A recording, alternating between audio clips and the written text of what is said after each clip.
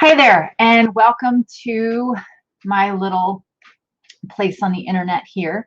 Today, I want to share something with you that up until a few years ago, I was super confused, and it has to do with mental health. And now, in our society and culture, mental health is of the forefront of conversations and information and everything. I am by no means any kind of expert in the space whatsoever. So let me preface by that. I wrote a blog article a few years ago called What the Health is the Right Dose of Happiness. And I wrote this after a very difficult journey. Let's say in a season of life for myself and a family member. And I was very much, and I'll admit, I was very much of the mindset that, you know, happiness is just a choice. You're either happy or you're not. And if you're not, all you need is, a cup of coffee and a whole lot of Jesus, and we're good. I've since learned that there are chemical imbalances.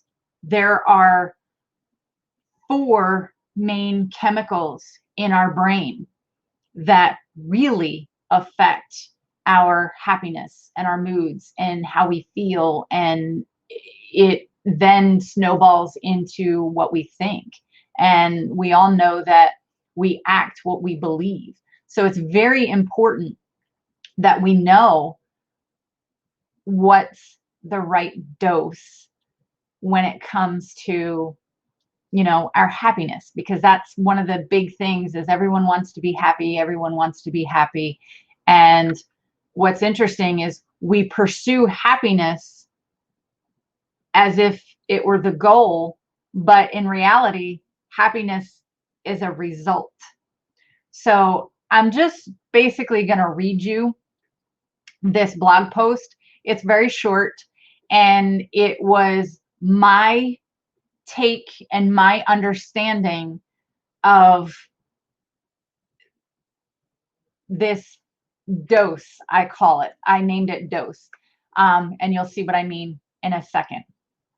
And I'm just going to read it to you. Again, I'm no expert. I am by no means anyway an authority or anything like that to speak on this. So, but I just want to share this with you because I feel like it can help, especially now, and go further by all means. So I'm going to read you the article. I'm going to put this little thing up here. Actually, I'm going to hide this one. And sorry, put this one up. Okay. So like I said, I'm just going to read you the article or the blog post that I wrote a few years ago when we were literally in the middle of this. So I found out that our bodies are naturally wired to give us the right dose of what we need to feel happy. And being happy and feeling happy have differences. One is a conscious choice that no matter what the circumstances, you choose to be happy. And the other depends on circumstances or chemicals that will either elicit the feeling of happiness or not. And like I had mentioned before, I have since changed my tune a bit about how we either choose to be happy or we don't, right? My main takeaway after our life-changing journey when it comes to mental illness and mental health and happiness is that our brains come equipped with a dose of chemicals.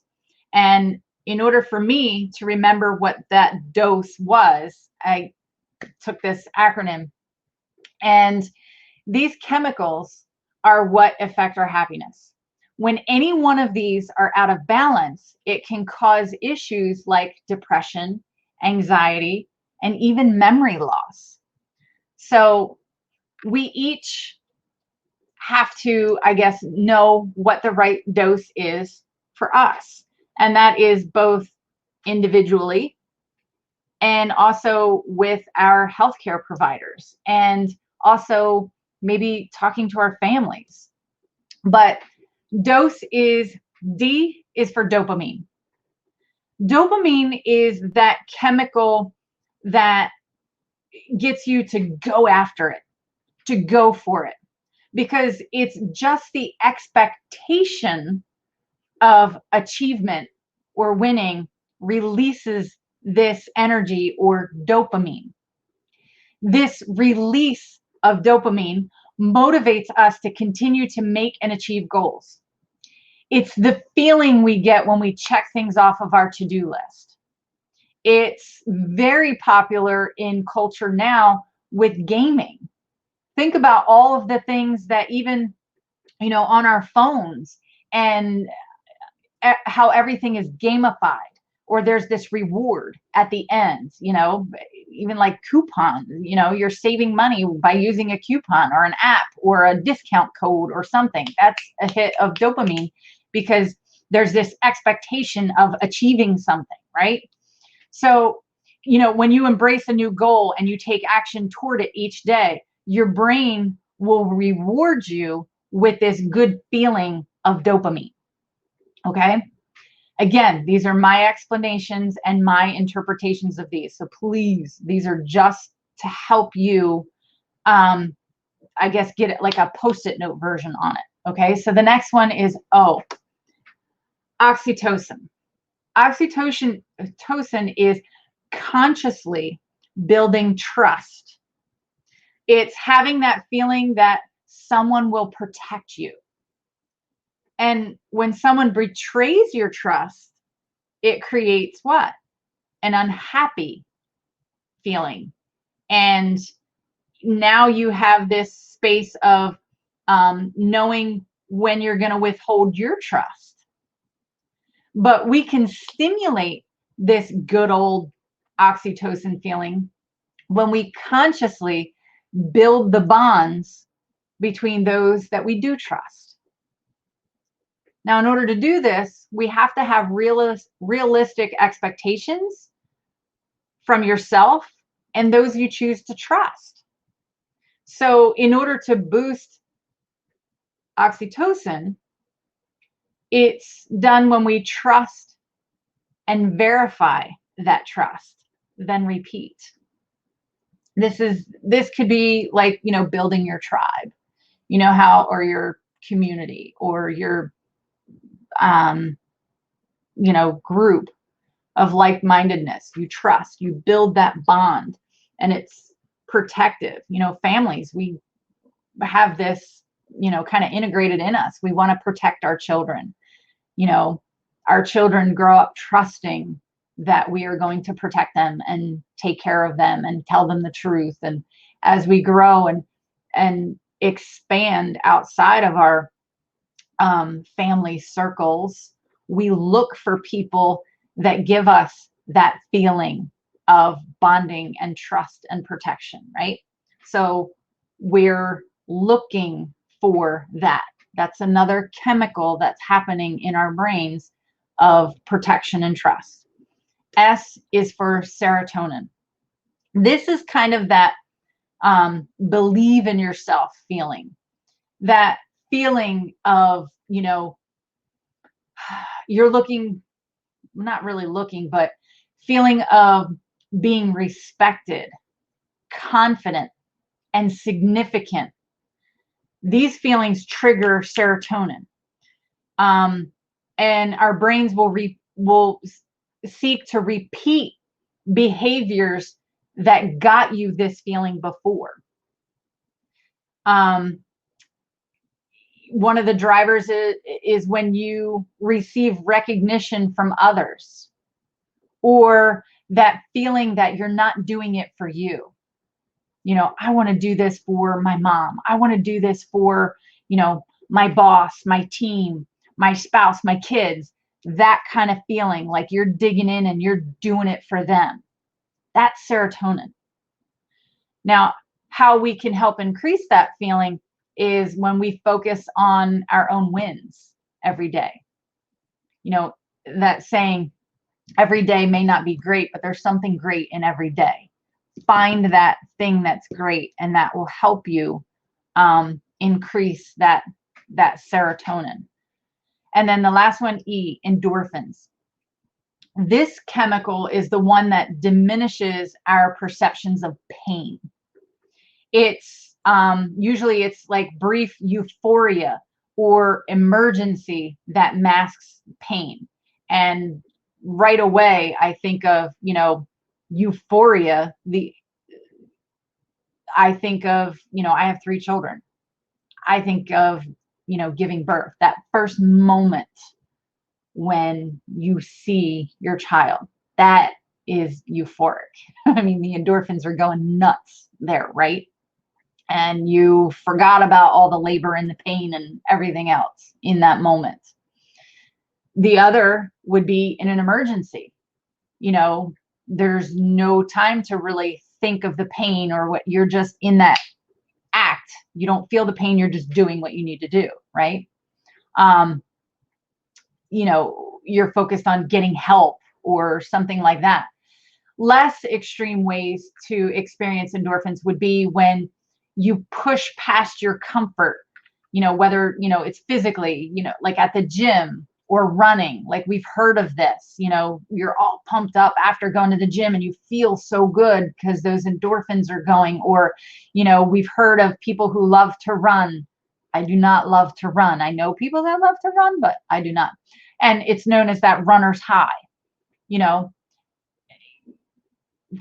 any kind of physical, you know, stretching, you feel good after you stretch, or even laughing, you know, laughing to the point that, you know, like you're sore, are ways to pump up this chemical. So that's my little post-it note version of dose, dopamine, oxytocin, serotonin, and endorphins. So just my hope is that just by familiarizing yourself with these, that you'll be able to think of the proper triggers for you to ensure that you have the right dose of these healthy chemicals. And I encourage you to write them down somewhere, because all the natural chemicals in your brain aren't always about your happiness. Ooh. I just wanted to say that there's another important chemical that needs mentioning, and it's cortisol. Cortisol is the unhappy one. This is the one that alerts you to pay attention that something may not be in your best interest. Listen, we're imperfect humans living in a world with other imperfect humans. Bad things are going to happen, and sometimes they're going to happen to you. So I just want to, you know, point this one out as well, because it's just as important. Cortisol alerts you when your happy chemicals, that dose, take a dip. Some people aren't comfortable letting their dose dip, and instead immediately try and mask their cortisol, shove it down with a dose that you're familiar with. It seems harmless short term, but long term, this can actually increase cortisol, because its job is to alert you to potential threats and harm as much as the happy chemicals point you to potential reward. We have to learn to accept the cortisol and not rush to mask that unhappy feeling for short-term relief and result in potential harm long-term. And when you're not trying to squelch your cortisol, that unhappy chemical, you'll actually end up with more of the dose that you want. So this goes back to making that list. And for me, it's about awareness, because there are certain parts of that dose that we're more comfortable with, that we like. Maybe it's the dopamine, maybe it's the, serotonin, maybe it's, the endorphins. So we're always gravitating towards that one, but it's a balance. It has to be all of them. So you have to recognize too much of this, too much of anything, right? Even the Bible tells us all things. You can have whatever you want, but it's not all beneficial. And that's the part that trips us up. We want it all. We can have it all. But is it all beneficial? Ooh, that's the part we have to take into consideration. So that's my little blurb about that. And I just wanted to say that, some of us can regulate this imbalance naturally, and others may need professional help to help get back that balance. No matter if this balance has come from an injury, an overwhelming circumstance, or something else, I encourage you to seek professional help. If you find yourself feeling hopeless, helpless, and happiness just feels like it's unattainable, please get professional help. This is just information and my attempt to encourage you to dig deeper and, go further.